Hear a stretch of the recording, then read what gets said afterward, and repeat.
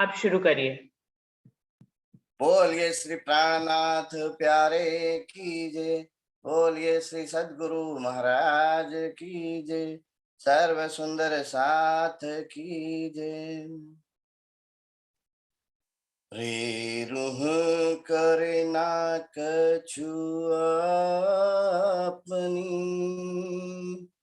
रे रूह करे ना कछु अपनी, के तूर जीव मुत माहे, के तूर जीव मुत माहे। उम्र गई गुण सिफत में, उम्र गई गुण सिफत में, तो है अजू इश्क आया ना है, तो है अजू इश्क आया ना है। हक सिर पर इन विद खड़े, हक सिर पर इन विद खड़े, देखत ना हक तरफ, देखत ना हक तरफ। जो स्वाद लगे महबूब का, जो स्वाद लगे महबूब का, तो मुख नानिक से एक हर्फ, तो मुख नानिक से एक हर्फ। आप अर्श दिखाया,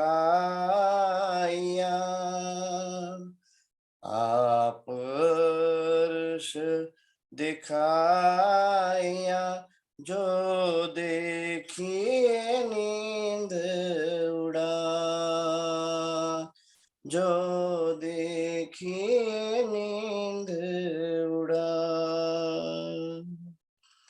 जरा शक दिल ना रही, जरा शक दिल ना रही, यो अर्श दिया बता,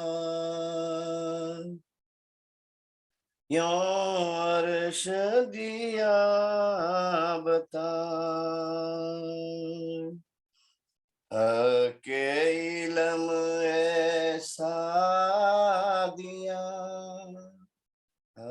के इलम ऐसा दिया, जो चौदे तब को ना है, जो चौदे तब को ना है।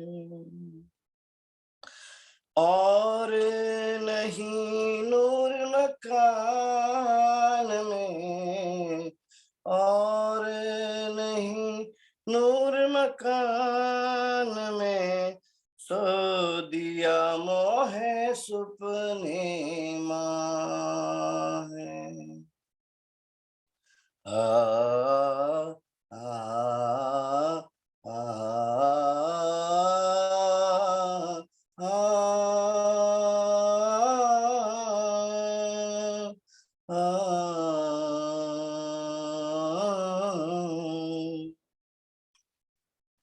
श्री महामत कहे महबूब जी, कोई रहा ना और उधम।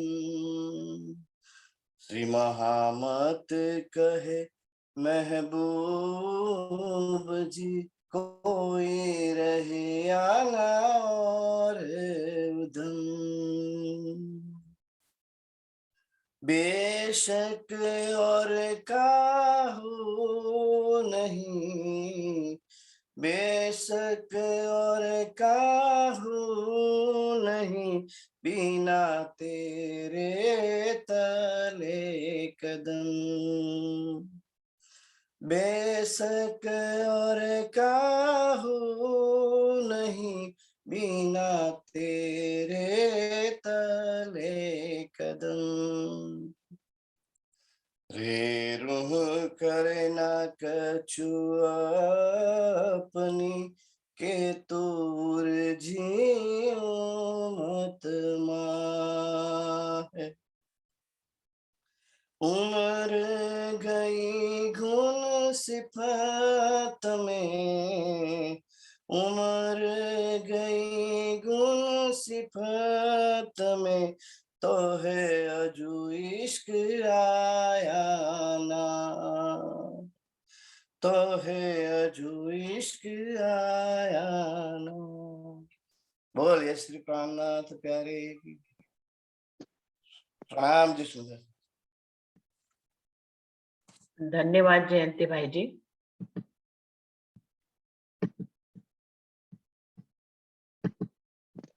प्रणाम जी दीदी। प्रणाम जी, प्रणाम जी। सुंदर साची शुरू करते हैं। प्रथम लागू दोई चरण को, धनी न छुड़ाइयो खीन। लाख तली लालेड़िया, मेरे जीव के ही जीवन। इन पाँव तले पड़ी रहूं, धनी नजर खोलो बातून। पलना वालू निरखु नेत्रे, मेरे जीव के ही जीवन, मेरे जीव के ही जीवन। चर्चा प्रारंभ होत है, सुनो साथ चित दे। भजो राज श्यामा श्री प्राणनाथ, सखी जीवन हमारोए। श्री महामति कहे मोमिनो, भया चर्चा का वखत। अब तुम सुनियो चित दे, लाल आगे आए बैठे इन तखत। लाल आगे आए बैठे इन तखत। बोलिए श्री प्राणनाथ प्यारे की जय। बोलिए श्री सद्गुरु महाराज की जय।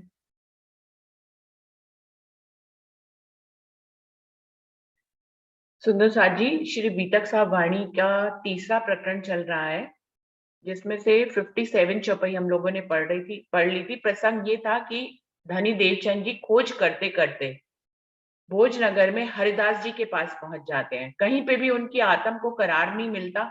बहुत से लोगों से वो मिलते हैं मंदिर द्वारों से, कहीं मूर्ति की पूजा हो रही होती है, कहीं कोई कान फाड़ के बड़े बड़े कुंडल पहन के बैठते हैं, कोई चर्चा वाणी करते भी हैं तो उनको कुछ समझ में नहीं आता है, कोई योगारंभ कराते हैं, लेकिन धनी देवचंद जी की आत्म को कहीं करार नहीं मिलता। लेकिन हरिदास जी के पास जब वो पहुंचते हैं तो उनकी आत्म को कुछ करार मिलता है, क्योंकि वो बहुत ही दिल से अपनी आत्म से सेवा करते थे और सखी भाव से बाल मुकुंद और बांके बिहारी जी की सेवा वो करते थे।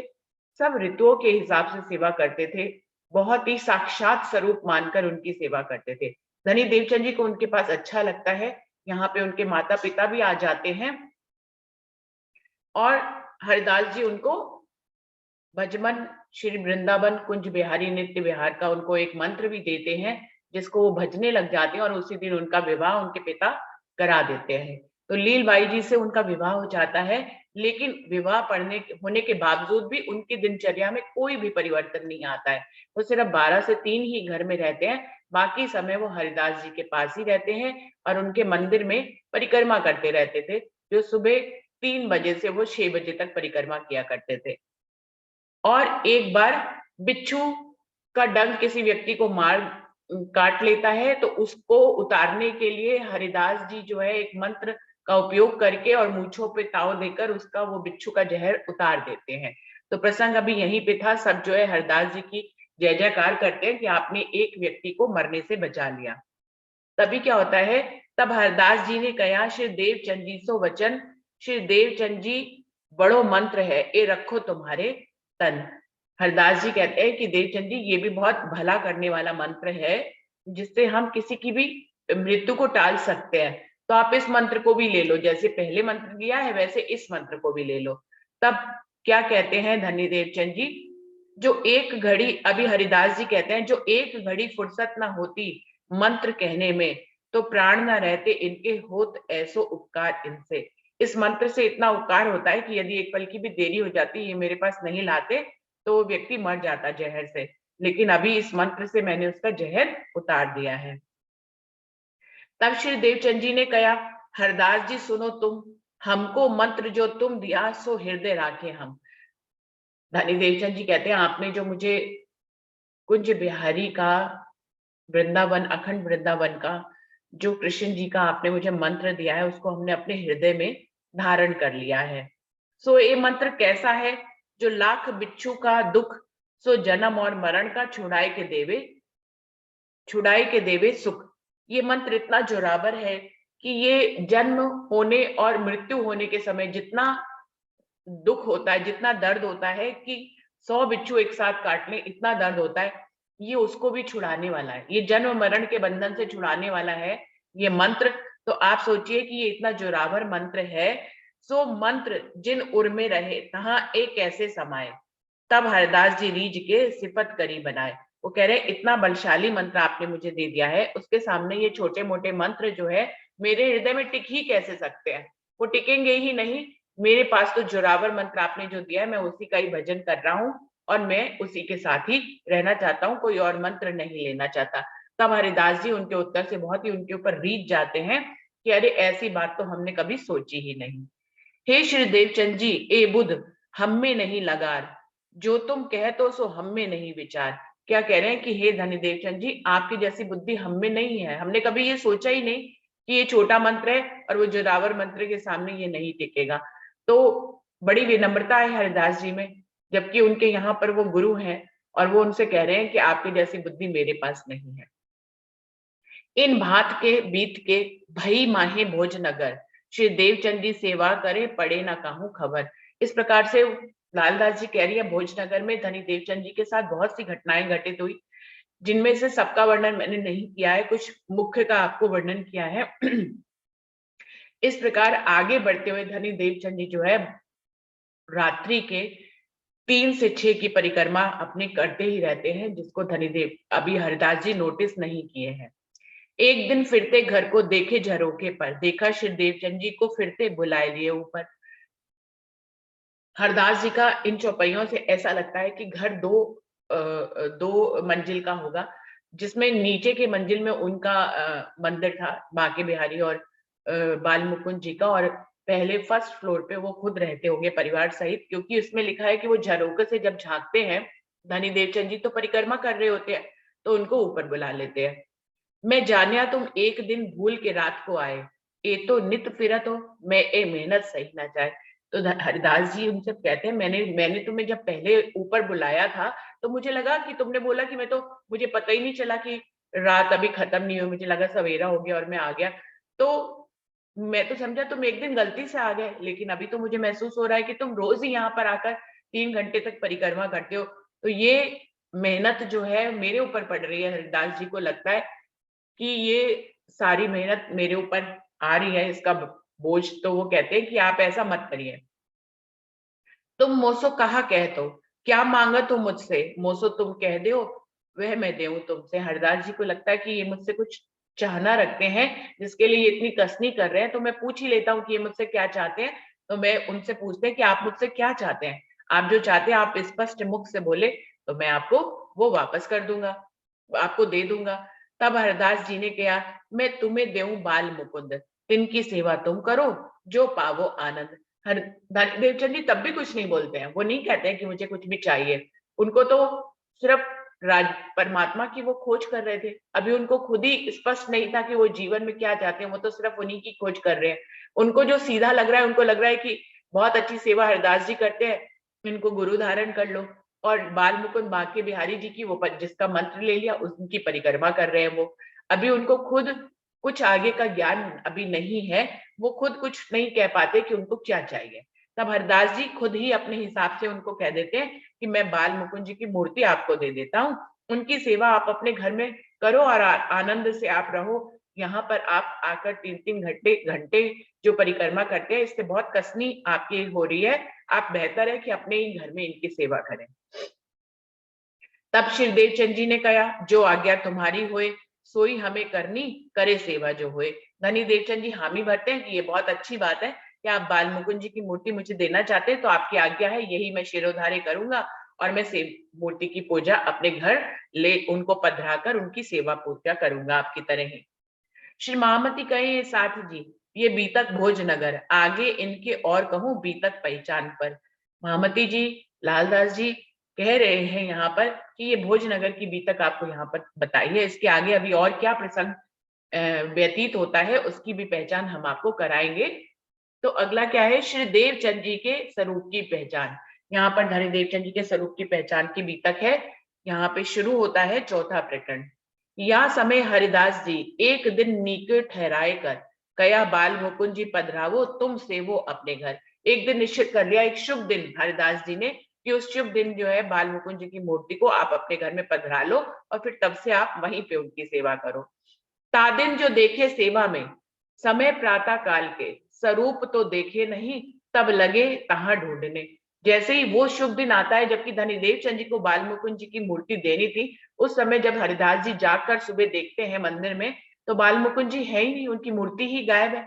वो सोचते हैं कि पता नहीं कहाँ चली गई, शायद किसी ने उठाकर इधर उधर रख दी या कुछ भी है। पहले तो कुछ खास विचार नहीं आता है, उनको ढूंढने लग जाते हैं। तभी स्वरूप कहूं ना पावई, भय हरदास जी दिलगीर, सिंहासन सेज्या पर पावे नहीं क्यों ये कर।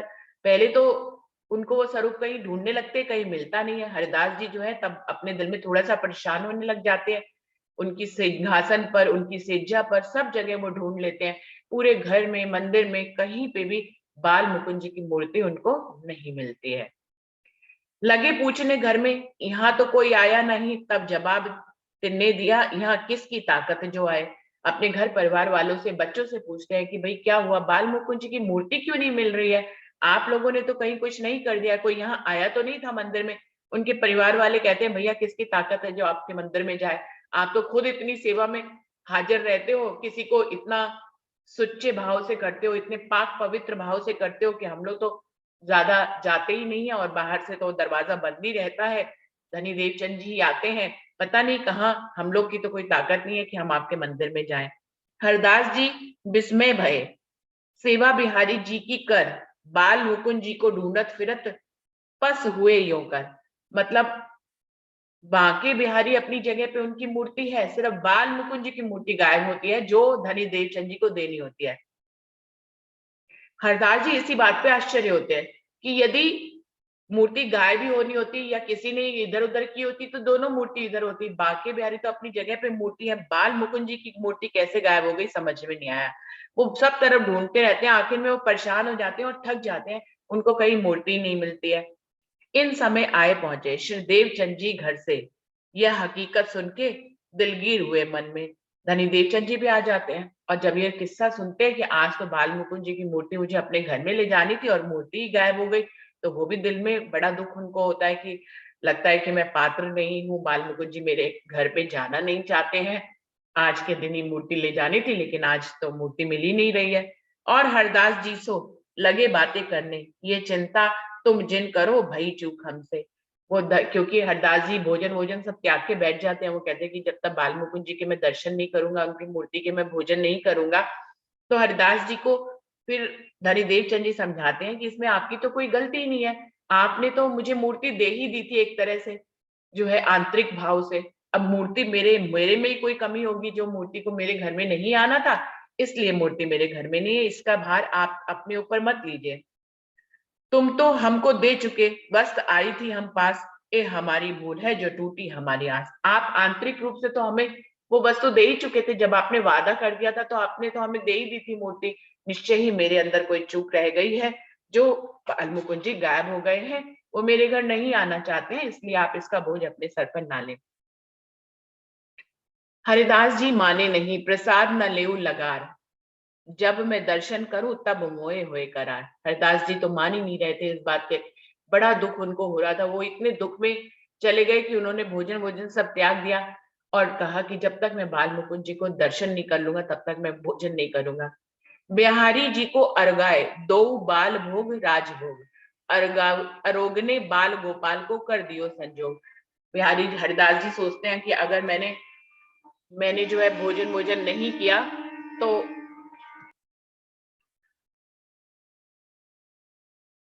हरिदास जी सुबह का भोग और दोपहर का भोग दोनों जो है बांके बिहारी जी को लगा देते हैं और फिर अपने घर के बड़े बूढ़ों और बच्चों को भोजन करने के लिए कह देते हैं, क्योंकि उनके घर में ये नियम ही था कि जब तक भोग लग ना जाए, बाल भोग लगे, राज भोग लगे, उसके बाद ही सुबह का, दोपहर का, रात्रि का भोग लगने के बाद ही मंदिर में तब पूरे घर वाले भोजन किया करते थे। तो हरिदास जी जो है भोग लगाकर उनको भोजन करने के लिए कह देते हैं। घर में सब लोगों ने और हरिदास जी ने करने लगे सब एकादशी श्री देवचंद जी तीन समय, लेकिन कोई भी, क्योंकि हरिदास जी ने भोजन नहीं किया तो किसी ने भी नहीं किया। उनके घर के बच्चे, बड़े बूढ़े सभी जो है वो एकादशी करने लग जाते हैं, सभी ने व्रत रख लेते हैं, कोई भी भोजन नहीं करता और देवचंद जी भी उसमें शामिल हो जाते हैं। कोई भी भोजन नहीं करता, सभी इस बात में ही परेशान है कि बाल मुकुंद जी की मूर्ति कहाँ चली गई। प्रसाद न लियो घर में भयो व्यतीत दिन, यहाँ अरदास जी बैठे हते दुख पाया अति मन। इस प्रकार से कोई भी पूरे घर में प्रसाद नहीं लेता, सब ऐसे ही जो है दिन ढल जाता है। हरदास जी बैठे होते हैं ऐसे दुख में कि पता नहीं मूर्ति कहाँ चली गई। अरे धनी देवचंद जी भी उनको सांत्वना देके अपने घर चले जाते हैं। वो भी बहुत ढूंढने की कोशिश करते हैं लेकिन कहीं मूर्ति नहीं मिलती है। ऐसे हरदास जी दिन ढल जाता है और बिल्कुल वो जो है हल्के से दुख मनाते हुए बैठे हुए थे। सारे लोग सो जाते हैं। हरदास जी को तो दुख में नींद भी नहीं आती है कि बाल मुकुंद जी की मूर्ति कहाँ चली गई मुझे छोड़कर। मैं बरसों से उनकी सेवा कर रहा हूँ लेकिन पता नहीं क्या हुआ कि आज मूर्ति मुझे आंख से दिखाई ही नहीं दे रही है। इसी शोकागुल में हरदास जी जो है थोड़ा सा आराम करने के लिए ऐसे ही बैठ जाते हैं। तभी क्या होता है, हरिदास जी बैठे हते कछु आंख मिची तब थोड़ा सा उनको खुमारी सी चढ़ जाती है। तभी क्या होता है, तहां आए बाल मुकुंद जी साक्षात दियो दर्शन, अहो प्रभु जी कहाँ गए हते हम ढूंढत कल पे मन। उसी समय जब थोड़ा-सा एक ऐसी अवस्था होती है, जब थोड़ी-सी खुमारी होती है, नींद नहीं होती है, लेकिन उसको पूर्ण जागृत अवस्था भी नहीं कहेंगे। दुःख मनाते-मनाते हरिदास जी हताश होकर, थक कर, ऐसे ही आराम से पीठ टिकाकर अपने कमरे में बैठते हैं। थोड़ी-सी खुमारी होती है थकावट की, क्योंकि पूरे दिन से भोजन भी नहीं किया है, शरीर शिथिल हो चुका है और वो बालमुकुंद जी की मूर्ति को ढूँढ रहे हैं और दिल में दुःख भी है, विलाप भी है। ऐसी अवस्था में उनको बाल मुकुंद जी दर्शन देते हैं, साक्षात दियो दर्शन, साक्षात दर्शन देते हैं। इतने वर्षों से सेवा कर रहे थे, कभी कभी बाल मुकुंद और बांके बिहारी जी ने उनको दर्शन नहीं दिए, लेकिन आज पहली बार उनको बाल मुकुंद जी साक्षात दर्शन देते हैं। और क्या कहते हैं, उनके दर्शन देते ही हरदास जी उनसे पूछते हैं, अहो प्रभु जी कहाँ गए थे हम ढूंढत कल पे मन। हम तो पूरा दिन हो गया आपको ढूंढते ढूंढते, आप कहाँ हैं, हमें दर्शन क्यों नहीं दे रहे? आपकी मूर्ति भी हमें नहीं दिखाई दे रही है। मेरा तो मन बहुत बेचैन है, आप कहाँ हैं? आज आप मुझे दर्शन दे रहे हैं, आप हैं कहाँ? कया हम तो उतई बैठे हते, तो तुम क्यों न दियो दीदार, कहीं तुम मोको पधराते थे श्री देवचंद्र जी के द्वार। क्या कह रहे हैं बाल मुकुंद जी, हम तो वहीं बैठे हुए हैं, हम कहीं गए ही नहीं। तो कह रहे हैं कि यदि आप वहीं बैठे थे, हरिदास जी पूछ रहे हैं, तो तुम क्यों ना दियो दीदार, आपने मुझे दीदार क्यों नहीं दिया, मुझे आपकी मूर्ति नहीं दिखाई दी। और ये खाली मेरा ही भ्रम नहीं था, धनी देवचंद जी को भी नहीं दिखाई दिए, परिवार के किसी सदस्य को आप नहीं दिखाई दिए। कहाँ थे आप? यदि आप वहीं बैठे थे तो दीदार क्यों नहीं दे रहे थे? धनी तब बाल मुकुंद जी कहते हैं कि मैं वहीं था, लेकिन मैंने आप लोगों को दर्शन नहीं दिया। इसलिए दर्शन नहीं दिया क्योंकि तुम मुझे, यदि मैं दर्शन देता तो तुमने दिन निश्चित कर रखा था, तुम मुझे धनी देवचंद जी को आज दे देते। तुम मुझे उनके घर पे पधरा रहे थे, इसलिए मैंने अपने आप को आलोप कर लिया, अदृश्य कर लिया। मैं बैठा वहीं हूँ, लेकिन मैंने अदृश्य कर लिया। तुम लोगों में से किसी को दिखाई नहीं दे रहा था, किसी को नहीं दिखाई दे रहा था, क्योंकि मैं धनी देवचंद जी के घर में नहीं जाना चाहता था, क्योंकि तुम मुझे धनी देवचंद जी के घर में पधरा रहे थे, इसलिए मैं अदृश्य हो गया था। अभी आगे पहचान करा रहे हैं, क्या कह रहे हैं, सो तुमको इन स्वरूप की भई नहीं पहचान, मैं इनकी सेवा ना सह सकूं एहसान। बाल मुकुंद जी उनको साक्षात दर्शन देकर हरिदास जी को कह रहे हैं कि तुमको इन धनीदेव चंद जी के स्वरूप की पहचान ही नहीं है। ये तो अखंड अक्षरातीत पूर्ण पारब्रह्म परमात्मा की जो है आनंद अंग श्यामा मरानी इनके अंदर विराजमान है। तुमको इनकी पहचान ही नहीं है। तुम इनकी सेवा करवा रहे हो और मेरी भी सेवा उनसे कराने के लिए तुम उनके घर में मुझे पधरा रहे थे। मैं इनकी सेवा ना सह सकूं, मैं इनकी सेवा नहीं सह सकता। ये बहुत ऊपर की शक्ति है। बाल मुकुंद जी बता रहे हैं कि मैं इनकी सेवा ना सह सकूं एहसान, ये मेरी सेवा करे ये तो मैं बर्दाश्त ही नहीं कर सकता। क्योंकि अक्षरातीत के पहले तन के रूप में जब मेरा तन इस्तेमाल हुआ था तब जो है अखंड हुआ ब्रज, जो अक्षर के जिसको अक्षर ब्रह्म ने अखंड किया वो ब्रज जो है वहां पर ये स्वरूप जो है अखंड है। वो कह रहे हैं कि इनके कारण ही तो मैं अखंड हुआ, मैं कैसे जो है आपको इनकी इनकी सेवा सह सकूं। अपने से उच्च शक्ति की कोई भी सेवा नहीं सह सकता, उनकी तो सेवा करनी होती है, उनकी सेवा हम नहीं सह सकते। तो उनको पहचान करा रहे हैं, तुमको इनके स्वरूप की पहचान नहीं है, इनकी सेवा न सह सकूं एहसान, मैं इनकी सेवा और एहसान नहीं सह सकता। जो दिलगीर हुए श्री देवचंद जी ये बात सुन के, तो वस्त्र सेवा दीजियो तुम मोहे न दीजो इन्हें। बिल्कुल स्पष्ट कह रहे हैं लालदास जी, यहाँ पे बता रहे हैं। वो कह रहे हैं कि यदि देवचंद जी दिल में उनको दुख लगता है कि आपने उनको वादा किया और मेरी मूर्ति उनको नहीं दे रहे हैं, तो ये बात अगर आ जाए तो आप उनको मुझे मत देना, तब भी आप जो है बांके बिहारी जी की वस्त्रों की सेवा उनको करने के लिए दे दीजिएगा, जिससे बात भी आपकी रह जाएगी और धनी देवचंद जी को दुख भी नहीं होगा, लेकिन मेरी मूर्ति उनको कदापि मत देना। अब प्रभु जी तुम कहाँ हो, कहीं में बैठो वहीं ठोर, यूं करते आंख खुल गई भड़क उठे यूं कर। तब हरिदास जी पूछते हैं, जब उनकी पूरी पहचान उनको बता देते तब हरिदास जी पूछते हैं कि फिर अब आप कहाँ हो भाई, आप तो मुझे दर्शन दे रहे हो। तो वो कहते हैं मैं तो वहीं मूर्ति के रूप में बैठा हुआ हूँ, चाहो तो मेरा दर्शन कर लो आके। तभी तुरंत ही हरिदास जी की एकदम चौंक के आंख खुल जाती है और वो सोचते हैं कि अरे मैंने क्या देखा। तब उनको पता लगता है कि उन्होंने खुद साक्षात दर्शन किए बाल मुकुंद जी के। और जैसे ही वो इस बात को देखने के लिए जो वार्तालाप हुई थी कि अब आप कहाँ हो, तो उन्होंने कहा मैं तो वहीं बैठा हूँ। जाकर मंदिर में देखते हैं तो वहां बाल मुकुंद जी की मूर्ति अब उनको दर्शन देने लग जाती है। बाल मुकुंद जी की मूर्ति अपनी जगह पे पधराई हुई थी। क्या कहते हैं, जो अंदर आए के देख ही तो बाल मुकुंद जी बैठे सिंहासन, फरी फरी चरणों लगे, प्रफुल्लित हुआ मन। उनका मन जो है इतना गदगद हो जाता है कि आज उनको जो है इतने वर्षों से जिनकी सेवा कर रहे थे, आज उनके दर्शन करने का उनको मौका मिला। और फिर देखते हैं बाल मुकुंद जी अपने सिंहासन पर मूर्ति से विराजमान होते हैं, उनके चरणों में प्रफुल्लित होकर बार बार प्रणाम करते हैं कि एक उनके लिए डबल खुशी थी। एक तो खोए हुए बाल मुकुंद जी मिल गए, ऊपर से बाल मुकुंद जी ने उनको दर्शन भी दिया, तीसरा उनको धनी देवचंद जी के स्वरूप की पहचान भी कराई। तो बहुत सारी खुशियां बाल हरिदास जी को एक साथ मिल गई कि दर्शन भी हो गए, मूर्ति भी मिल गई और धनी देवचंद जी के स्वरूप की पहचान भी हुई। हरदास जी घर से चले, देव खबर श्री देवचंद जी को, भई खुशहाली दीदार की मिले सामे बाजार में। हरिदास जी के अंदर अब ये बात समाने नहीं पा रही है, इतनी प्रफुल्लित हो रहे हैं वो कि उनको लग रहा है कि वो जल्द से जल्द धनी देवचंद जी को इसके बारे में बताएं। तो तुरंत ही अपने घर से धनी देवचंद जी से मिलने के लिए चल पड़ते हैं और रास्ते में ही इस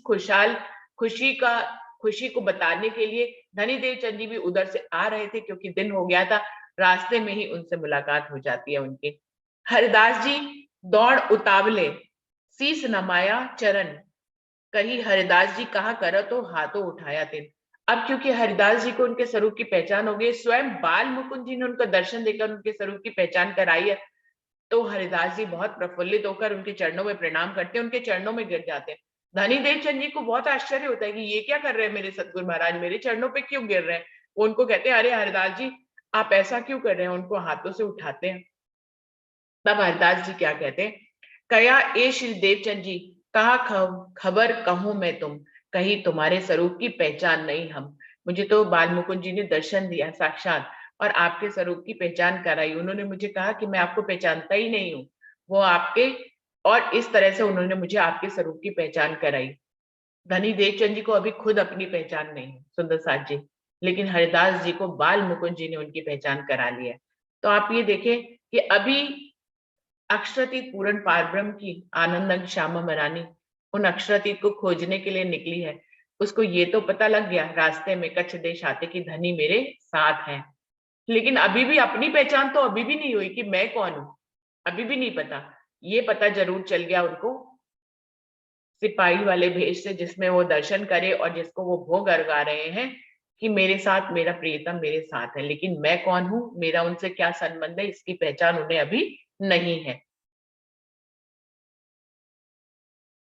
आज दिन लगे हम सेवते कबू दर्शन नाही साक्षात, सो स्वरूप बाल मुकुंद जी मोसो करी विख्यात। हरिदास जी कह रहे हैं इतने वर्ष हो गए मुझे उनकी सेवा करते हुए, कभी उन्होंने मुझे दर्शन ही नहीं दिया। आज बाल मुकुंद जी के स्वरूप ने मुझसे साक्षात दर्शन किया और बातें करी मुझसे, सो तुम्हारे स्वरूप की पहचान कर दई, तुम इनको जानत नहीं, वो ऐसी बात कही। और उन्होंने मुझे आपके स्वरूप की पहचान कराते हुए कहा कि मुझे आपके स्वरूप की पहचान नहीं है, ऐसी बात कहकर उन्होंने मुझे आपके स्वरूप की पहचान कराई है। और मेरी सेवा करन को इन्हें देओ तुम जिन, जो होए श्री देवचंद जी दिलगिर तो दीजो वस्त्र सेवन। सारी बात ही बिल्कुल वैसे ही डिट्टो बता देते हैं जैसे बाल मुकुंद जी उनको कहते हैं कि वो आपके घर में नहीं आना चाहते। उन्होंने कहा कि मैं उनकी सेवा नहीं सह सकता और मैं उनका एहसान नहीं सह सकता, लेकिन धनी देवचंद जी को अगर दुख होए तो उन्हें बांके बिहारी जी के वस्त्र की सेवा दे देना, क्योंकि वो मुझसे बहुत ही ऊंची शक्ति है, उनकी सेवा मैं नहीं सह सकता, मुझे तो उनकी सेवा करनी है, मैं उनकी सेवा ले नहीं सकता। तो इस प्रकार से पूरी वार्तालाप उनको बाल मुकुंद जी से जो उनकी हुई होती है वो बता देते हैं। तब पूछा श्री देवचंद जी, पाए मुकुंद बाल मुकुंद जी तुम? तब कहा हरिदास जी ने, चलो दर्शन करावे हम। तब धनी देवचंद जी पूछते हैं कि क्या आपको बाल मुकुंद जी की मूर्ति मिल गई? हरिदास जी कहते हैं अरे चलो चलो चलो तुमको भी दर्शन कराते हैं, उनके वो अपनी जगह पे ही बैठे हुए हैं। दो जने बातें करते खुशहाल होए के मन, आए हरिदास जी के घरों मगन होए रोशन। दोनों ही बातें करते हुए दोनों के मन प्रफुल्लित है। धनी देवचंद जी को लग रहा है कि अब उन्हें सेवा करने के लिए वस्त्र मिल गए हैं, और हरिदास जी की तो सेवा खुशी उनके दिल में समाने ही नहीं पा रही है। दोनों जो है मंदिर में आते हैं, दो ही जने दीदार करके लिया प्रसाद जो इत सब घर के लोगों लिया हुआ प्राप्त प्राप्त वक़्त। उसके बाद उनको फिर से भोग लगाते हैं, सब दीदार करते हैं, वो फिर से भोग लगाते हैं और सब लोग जो है भोजन जो अब तक सब लोग भूखे बैठे हुए थे, सब लोग भोजन प्रसाद के रूप में लेते हैं। इनविद भोज नगर में भई कै भांत बीतक, ताकि एक बात तुम सो कही है बात बड़ी बुजुर्ग। लालदास जी कह रहे हैं इस प्रकार से भोजनगर में कई तरह कई बीतके बीती धनी देवचंद जी के साथ, जो मैंने आपको उसमें से कुछ मुख्य सी बताई हैं, जो कुछ बुजुर्ग है वो मैंने आपको बताई हैं। जामा बाके बिहारी जी का लिया सेवने को, श्री देवचंद जी सिर चढ़ाए के ले आए अपने घर में। इस प्रकार से बाल मुकुंद जी का बाके बिहारी जी का वस्त्र सेवा को लेकर धनी देवचंद जी उसको सिर पे चढ़ाकर अपने घर में ले आते हैं। तहां जाए एक ठौर को बनाई नीके कर, वासन सेज सिंहासन तहां पधराए वस्त्र। उनको लिए एक मुख्य सी जगह अपने घर में बना लेते हैं, अच्छी सी प्यारी सी, और उस पर जो है श्रृंगार करके सेज बिछाकर सिंहासन बिछाकर उन वस्त्रों को वहां पर पधराते हैं। धनी देवचंद जी बड़े भाव से लगे सेवा करने तिनकी, आप अपने अंग सो चौका पानी रसोई देह पछाड़े इनमो। अब वो वस्त्रों को ही बिल्कुल साक्षात स्वरूप मानकर बांके बिहारी का उनकी सेवा करने लग जाते हैं, उनको भोग लगाते हैं, उनके लिए रसोई बनाते हैं, पानी भरते हैं, इसी में ही अपना पूरा दिन बिता देते हैं। उनको तो वैसे ही वो कोई काम तो करते ही नहीं थे, कोई बिजनेस या कुछ ऐसा कमाने का उनका कोई प्रयास तो था नहीं, वो माया में जाते ही नहीं थे। विवाह हो गया था लेकिन फिर भी वो अपने बांके बिहारी के वस्त्रों की सेवा में ही अपना पूरा दिन लगा देते थे। जल भर ले आवे सिर पर, जो काहू की परछाई पड़े तिन पर, तो फेर ले आवे और जल सेवा करे यूं कर। जल भरने जब जाते थे मंदिर के लिए, तो अगर किसी की परछाई भी पड़ जाए तो उस जल को गिराकर दोबारा जल भरते थे। इतने भावों से वो सेवा करते थे, बिल्कुल साक्षात स्वरूप मान के उन्होंने अपना पूरा देह इसी सेवा में लगा दिया था। रसोई करे विवेक सो, सुंदर साथ जी माइक माइक हो गया है किसी।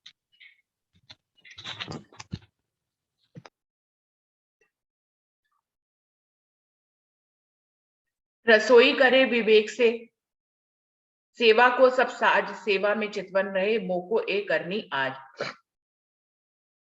रसोई अपने हाथ से बनाते थे उनकी, बड़े प्रेम से उसमें रस भर के भोजन बनाते थे, और फिर चितवनी पहले से ही कर लेते थे कि मुझे अभी कल क्या उनके लिए भोजन बनाना है, शाम के लिए क्या भोजन बनाना है, सबकी व्यवस्था कर लेते थे और उनके ही सेवा में अपना जीवन दिन और रात व्यतीत करने लग जाते हैं। चावल, मूंग, घी, खांड कर जुदा शिराज के काज अपने वास्ते उतरती जुदा बनावे साज। और बड़े उनके लिए अलग से चावल, दालें, घी, चीनी सब अलग से मंगवाते थे। उनके लिए बहुत अच्छे-अच्छे, मीठे-मीठे व्यंजन बनाते थे और खुद के लिए जो घर में बनता था वही रूखा-सूखा खाते थे। और रसोई विवेक सो करे, नीके कर आकार को प्रभावी यूँ पालत है यूँ कर। इस प्रकार धनीदेव चंद जी अपने आकार को पूरी तरह से उन्होंने बाल मुकुंद जी की सेवा में लगा दिया था और वो उन्हीं की सेवा में मग्न रहने लग जाते थे। जब इन भांत सेवा करें, लगे लीलबाई को लोग कहने, तुम ऐसी स्त्री हो, घर में श्री देवचंद जी मेहनत करें हाथों से। लीलबाई को सब टोकने लग जाते हैं कि अरे घर में स्त्री होते हुए भोजन तो धनी देवचंद जी बनाते हैं, तुम्हारे पतिदेव बनाते हैं, पानी भी वही भर के ले आते हैं, तो तुम क्या करती हो उनकी सेवा। तो लीलबाई को बुरा लगता था, तो वो धनी देवचंद जी से आके क्या कहती हैं, तुम क्यों रसोई ना करो, जल क्यों ना भर ले आवो ते, तुम चौका क्यों ना देवत, चाहिए सेवा तुमको ये। सब उनके गली मोहल्ले वाले कहते हैं कि तुमको ही भोजन बनाना चाहिए, तुमको ही पानी भरना चाहिए, तुमको अपनी पति की भी सेवा करना चाहिए और मंदिर की भी सेवा करना चाहिए। तब इत लीलबाई ने करी आय के अरज, सब मोह को ताना मारत करो सेवा अपनी गरज। तब लीलबाई जी कहती हैं कि सब मुझे ताना मार रहे हैं, तो मुझे भी सेवा का मौका दीजिए, मैं आपकी अर्धांगिनी, मुझे भी सेवा करने दीजिए, सब, जिससे कि सबके मुंह बंद हो जाए और वो मुझे ताना मारना बंद करें। तो सुंदर साथ जी यहीं पे ही चौपाई समय खत्म हो रहा है, तो चौपाई को दोहराते हैं। तब इत लीलबाई ने करी आय के अरज, सब मोह को ताना मारत करो सेवा अपनी गरज, करो सेवा अपनी गरज। बोलिए श्री प्राणनाथ प्यारे की जय, बोलिए श्री सद्गुरु महाराज की जय, सर्व सुंदर साथ की जय। तो यहाँ पर ये एक प्रसंग हो रहा है